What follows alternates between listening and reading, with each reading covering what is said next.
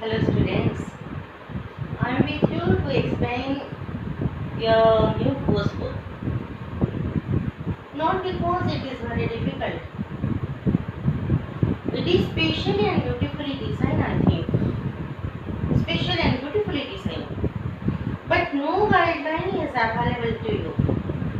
No guidelines directly in your classroom and in the market also. That is why it becomes very necessary to you to take guideline through these videos, such type of videos. First of all, अगदी पहिल्यांदा in this series I will discuss you your section or poetry section of poemचा section आपण इथे discuss करू पहिल्यांदा.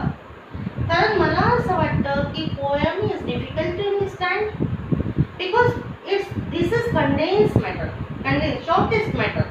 shortest way of explanationचा shortest way असतो. Unlike lesson or unlike prose or drama, prose किंवा drama किंवा essay तुम्हाला लांब लांब मिळतील, पण पोएम ही नेहमी शॉर्ट असते and that is why it become difficult to understand.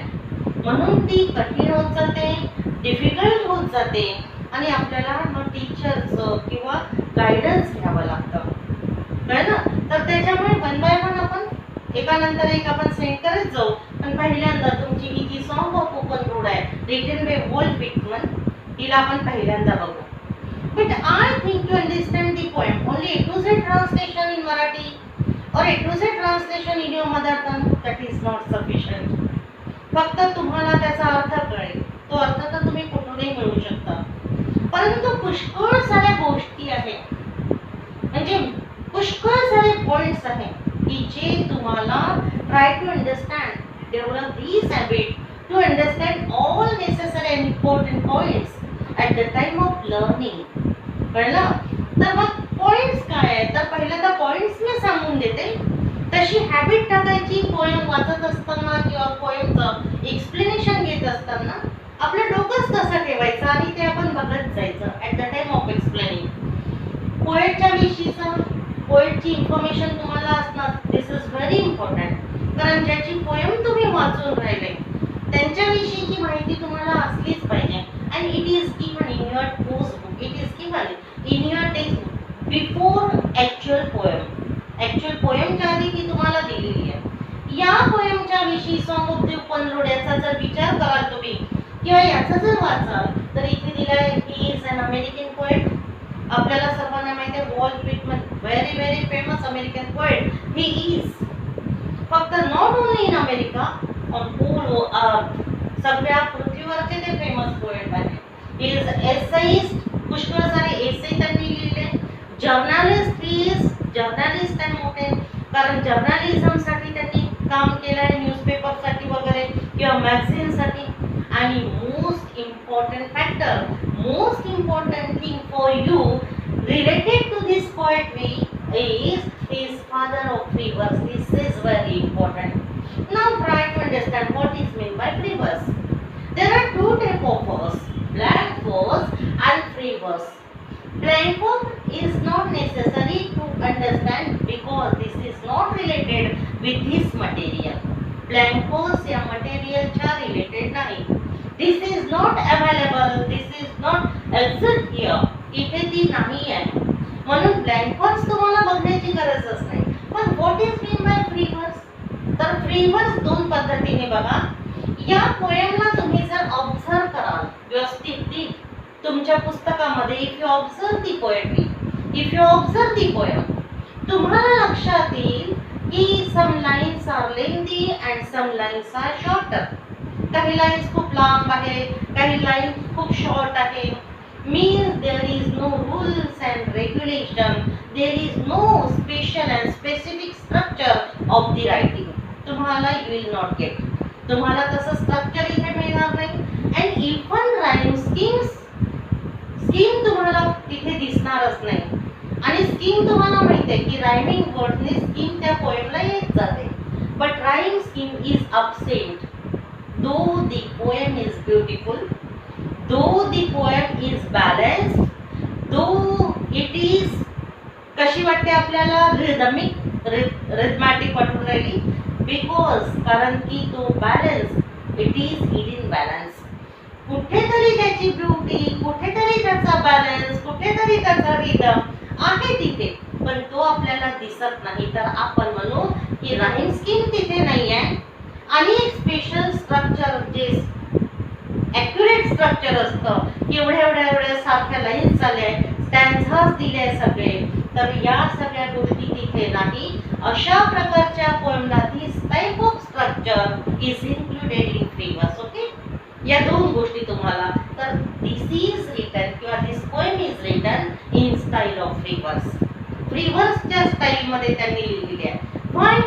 Because कारण की त्यांना फ्री विल शो करायचे आहे. He wanted freedom of his mind. He wanted freedom of the heart. आणि फ्री वे त्यांना पाहिजे, जीवनाचे मार्ग त्यांना फ्री पाहिजे. That is why I want to say you. किंवा मला असं वाटतं की म्हणून कदाचित त्यांनी he might be used free verse. कदाचित त्यांनी फ्री वर्स वापरली असेल. त्याच्यानंतर मीनिंग आपण पाहणारच आहोत थोड्या वेळाने, पण ही गोष्ट तुम्हाला त्याच्या आधी समजणं महत्त्वाची होती. त्याच्यानंतर style of writing. Style of writing means structure of writing. जे मी आता तुम्हाला सांगितलं about the structure, style of writing त्यालाच म्हणतात. त्याच्यानंतर पोएटिक डिव्हायसेस. पोएमच्या मिनिंगच्या नंतर पोएटिक डिव्हायसेसचा आपण विचार करू. पुष्कळ साऱ्या तिथे हे फिगर ऑफ स्पीचेस तिथे पुष्कळ यूज केलेले आहे त्या बघू. आणि त्याच्यानंतर what renders beauty to the poem. Beautiful places are there, many beautiful places are there. आणि त्या प्लेसेस म्हणजे काय, तर तो जो थीम आहे इथे जे रायटरला सजेस्ट करायचं ते खूप सुंदर आहे आणि त्याचा विचार करून या सगळ्या गोष्टीचा विचार करत जायचा. स्टाईल ऑफ रायटिंगचा विचार करायचा, टाइप ऑफ पोएमचा विचार, whether it is personal or imaginative or realistic. हा जो प्रकार असतो वेगवेगळ्या लिखाणाचा, या सगळ्या गोष्टींचा विचार at the time of learning, at the time of explaining, at the time of understanding poem you have to do. तुम्हाला करावा लागतो. इकडे मिनिंगकडे याच्यानंतर तर टुडे आपल्याला आज हा मिनिंग पाहून घ्यायचा आहे आणि याच्यानंतर लागलीच मग सेकंड पार्ट तुम्ही बघू शकता. याचा बघा. A foot and light-hearted, I take to the open road. A foot and light-hearted means he started his journey. What it means? Started his journey. And without vehicle he started. त्यांनी without vehicle चालले निघाले, पायाने चालत चालत निघाले. And light-hearted. Light-hearted means no tension, no worries. He was fully free. His heart was म्हणजे पूर्ण light hearted आहे, पूर्ण आनंदाने निघाले. त्याला आपण काय म्हणतो, आनंदाने निघाले, त्याला लाईट हार्टेड म्हटलं जातं. Afoot and light hearted I take to the open road. He use for himself I because this is personal poem. Try to understand. जिथे पोएट स्वतःसाठी आय वापरतो किंवा मी माय वापरतो, मायसेल्फ वापरतो, या सगळ्या गोष्टी जर त्यांनी वापरल्या असेल तर त्याला आपण personal writing you can say. त्याला पर्सनल रायटिंग म्हणू शकता. ओपन रोड, रोडची हे आली की that was open road. Open fully free road, पूर्ण फ्री आहे, ओपन आहे, तिथे बिलकुलही गर्दी नाही. No vehicles are there. त्याच्यानंतर बघा healthy free, the world before me and the world is healthy because his mind was healthy. Healthy world कधी असतं, जेव्हा की माइंड हेल्दी असतं. फ्री वर्ल्ड आपल्याला कधी वाटतं, जेव्हा की आपलं mind free from tension and worries असेल. तर healthy and free, the world before me, he appears at the time that world is free and healthy. The long brown path before me. Brown path. Path means road. Open road, brown road. रोडच्या विषयी जर तुम्हाला विचारलं तर तुम्हाला open द्यावं लागेल as well as brown. Okay? These two things are given about the road. आणि हे स्वतःच्या विषयीचं म्हणजे वर्ल्ड कसं आहे तर हेल्दी अँड फ्री, या दोन गोष्टी वर्ल्डच्या संबंधात दिल्या. नंतर बघा a long brown path before me leading wherever I choose means at that time he selected his way. He selected his way, he selected his path, and he started his journey. He started his journey to enjoy something, to make himself free from the burden and tension of his home, burden and tension of knowledge, burden and tension of the people, or burden and tension about we don't know about what. Okay?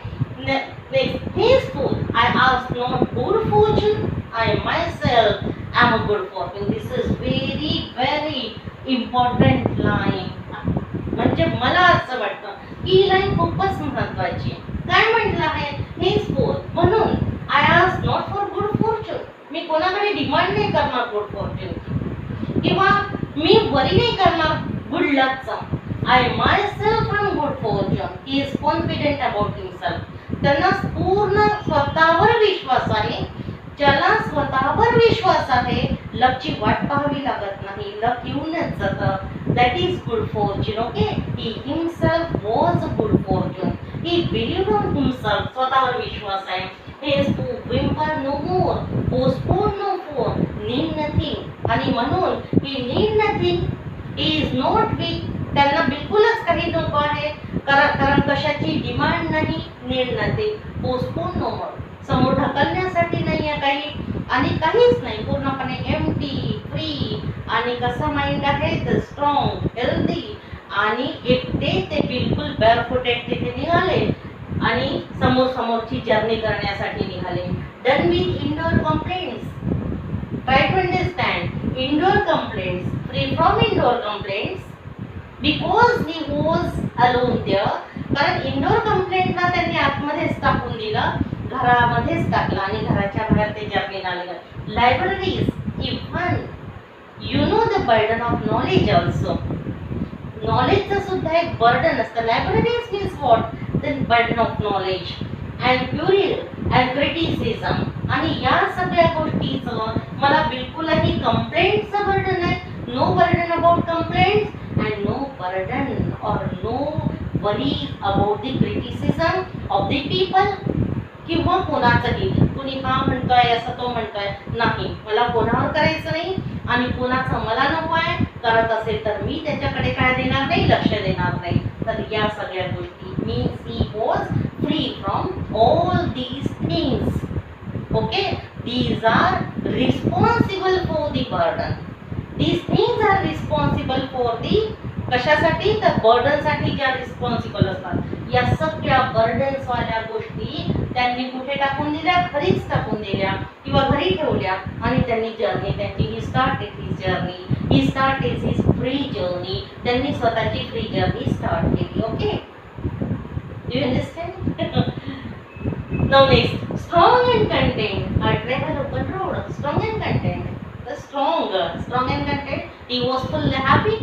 He was contented and he was strong. Strong means he was सगळंच strong, healthy, बॉडीनी सुद्धा. आणि फक्त बॉडीनी strong होत नाही, his mind was also strong at that time. Now next is the earth that is sufficient. Strong and content हे झालंय आपलं. The earth that is sufficient. पूर्ण समोर पूर्ण अर्थच्या अर्थ होती. कुठेही जा, कोणताही वेग घ्या, पूर्णपणे ते फ्री होते. आणि अर्थ किती मोठी आहे. That was sufficient for him to enjoy, to go. कुठेही जिथे पाहिजे असेल तिथे जाण्यासाठी पूर्ण पृथ्वी त्यांच्यासाठी होती. दॅट वॉज सफिशियंट फॉर हिम. त्यांच्यासाठी ते पुरेसं होतं. कशासाठी तर एन्जॉय करण्यासाठी किंवा स्वतःला फ्री फ्रॉम बर्डन करण्यासाठी. त्याच्यानंतर the earth that is sufficient. I don't want the constellation any other. Constellation, तुमचं पुस्तक रेफर करा. If you refer your book, you will get meaning of difficult words. I think School's book is specially very beautifully designed. Each and everything is given there. सगळं काही दिलं आहे. Even difficult words, meaning of that words are given. आणि focus करून म्हणजे block letter मध्ये, dark letter मध्ये ते वर्ड्स दिले डिफिकल्ट, साइडलाच त्याचा मीनिंग दिलाय. Constellation means group of people. Group of people असं दिलाय, जे की ब्लेम करतात, जे की काही सजेस्ट करतात, ज्यांचा की प्रभाव आपल्यावर होतो. असं स्पेशल मिनिंगचं कॉन्स्टेलेशन पाहतात नक्षत्र किंवा बंच ताऱ्यांचा वगैरे त्यांनाही आपण म्हणू शकतो. But here group of people, you can say group of people म्हणून घ्यायचं, ज्यांचा प्रभाव आपल्यावर येतो त्यांना म्हणू शकता. I do not want the constellation in year, म्हणजे मला असे लोक नको आहे, ग्रुप ऑफ पीपल नको आहे, त्यांचं भाकीत मला नको आहे. फ्युचर माझं सांगत असेल तर मला I don't want all these things, त्या गोष्टी मला नको आहे. I know very well where they are, मला माहिती आहे कुठे आहे ते सगळं. I know very well about them, about the people, about the constellation, about that relations.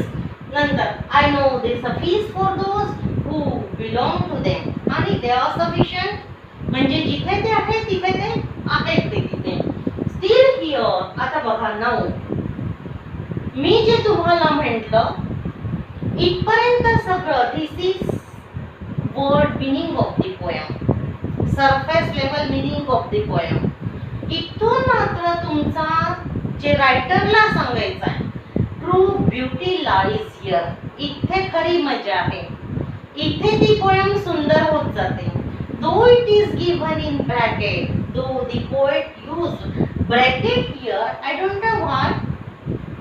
Okay, कदाचित होऊ शकतं फोकस करण्यासाठी, पण तीच खरी गोष्ट इथे. This is theme, this is central idea of the poem, you can say. Central idea आहे, theme आहे. Here what writer wants to or what writer wanted to suggest you, हेच ते आहे. जे की बेटा या कशामध्ये दिलेलं आहे, तर या याच्यामध्ये दिलेलं आहे ब्रॅकेट मध्ये. Steel here I carry my old delicious word. तरी पण बघा आतापर्यंत ज्या पोएटनी वॉल्ट व्हिटमॅननी फ्री विलची, फ्री त्यांच्या वेजची, फ्री रोडची गोष्ट केली, लाईट हार्टेड स्वतःला म्हटलं, विदाउट टेन्शन अँड बर्डन्स म्हटलं, पण आता तेच बोलतात आहे की steel here I carry my old delicious burden. तरी पण एवढं असूनही मला ती जाण्याची पण ओल्ड डिलिशियस बर्डन माझ्या डोक्यावर आहेच. Means it is not possible to any human काय to make himself free from the burden of family, burden of relations, burden of people, or कोणतेही बर्डन त्याच्यापासून फ्री माणूस होत नाही, होऊ इच्छित नाही. बिकॉज का बरं फ्री होऊ इच्छित नाही? Because some burdens are delicious, कारण की ते बर्डन चांगलेही वाटतात, ते डिलिशियस असतात. तो आपल्या it's a part of our nature. आणि म्हणून जरी फ्री म्हटलं असेल त्यांनी, तरी पण बर्डन त्यांच्याही डोक्यावरती आहे. It is not possible even to the writer to get rid of them, त्याच्यापासून मुक्त होणं त्यांना. आय कॅरी देम, माझ्या डोक्यावरच आहे, मी त्यांना कॅरी केलं in my hand. Men and women and carry them with me. सगळे लोक, सगळ्यांचं बर्डन, सगळे रिलेशन माझ्या सोबतच आहे. आय एम कॅरिंग देम, मी त्यांना वाहून नेऊन राहिलो, डोक्यावर ठेवून राहिलो, हातात माझ्या आहे, माझ्या सोबत ते आहे. मग फ्री काय? नाही, नॉट पॉसिबल. नंतर त्याच्यानंतर व्हेरेवर आय गो, म्हणजे कोणताही रस्ता असो, तो फ्री रस्ता असो किंवा तो कोणताही रस्ता असो, but burdens are with you. It is impossible for the man or it is impossible for the person to get rid of them, म्हणजे त्यांच्यापासून मोकळं होणं हे आपल्याला शक्य नाही. आणि नंतर बघा, I swear it impossible for me to get rid of them. ही फ्रेज आहे, दिस इज फ्रेज म्हणजे त्याच्यापासून मोकळं होणे. तुम्हाला मिळेल त्याचा अर्थ. फ्रेजेस हे वेगळे असतात शब्दांपेक्षा, आणि त्याला एका बंच मध्ये त्याचा अर्थ येतो. तर त्यांनी तेच म्हटलं, जे की मी तुम्हाला आधी at the time of giving explanation ही ओळच मी यूज केली होती, तर तेच तिथे आहे. I am filled with them and I will fill them in return. Means totally my personality is filled with them, is filled with that events, is filled with that people, and in return I will fill them in return. आणि ते सुद्धा त्यांच्यासाठी सुद्धा तीच situation माझ्यासोबत असेल. तर this is the poem. ही अशा प्रकारची पोयम आहे. हा त्याचा अर्थ आहे आणि ब्युटिफुल आहे. आता बघा, पुष्कळ साऱ्या इथे poetic devices means figure of speeches वापरल्या, त्याला आपण डिस्कस नंतरच्या याच्यामध्ये व्हिडिओमध्ये करू. परंतु याचा जर सेंट्रल आयडिया जर विचारली किंवा तुम्हाला विचार करायचा असेल तर it is given in this ब्रॅकेटमध्ये दिली आहे. अतिशय सुंदर पोएम आहे. Though rhyming scheme is not there, rhyming scheme नाही आहे परंतु ब्युटी तर पूर्ण आहे. बिकॉज सिम्प्लिसिटी रेंडर्स ब्युटी, कारण सिम्प्लिसिटी या पोएमची जी आहे ती त्याला ब्युटी देऊन राहिली. पुष्कळदा यावर प्रश्न येतो की ब्युटिफुल पोएम का बरं झाली किंवा का बरं तुम्हाला ती आवडली. तुम्ही याला म्हणू शकता because use of beautiful words is simplicity renders beauty to the poem. पुष्कळ सारे फॅक्टर्स आहेत किंवा त्याचं सेंट्रल जी आयडिया असते ती खूप सुंदर असते, इम्पॉर्टंट असते ती जनरल लोकांसाठी. पुष्कळ सारे स्ट्रक्चर ऑफ द पोएम कधी कधी ब्युटिफुल असतं, कधी रिदम असतो त्याला खूप सारा. तर इथे या पोएमचा जर तुम्ही विचार केला, it's simplicity and its central idea theme is very beautiful. It is म्हणजे beautiful का बरं? Because it is कसा आहे applicable for each and every person. प्रत्येक व्यक्तीसाठी ती अप्लिकेबल आहे, कोणीही त्यापासून मुक्त नाही, सगळ्यांना आपल्याला त्याची कल्पना येते. So I think this is sufficient for today. I discuss here all these points, important points and meaning in Marathi or in very simple English. You can understand it. तुम्हाला समजलं असेल तुम्ही समजू शकता. आणि याच्यानंतरचा व्हिडिओ लवकरच मी याचे जे क्वेश्चन आन्सर आहेत रिलेटेड किंवा फिगर ऑफ स्पीचेस या समोरच्या व्हिडिओला आपण बघू. तर समोरचा व्हिडिओ सुद्धा तुम्ही you can take the help. Thank you.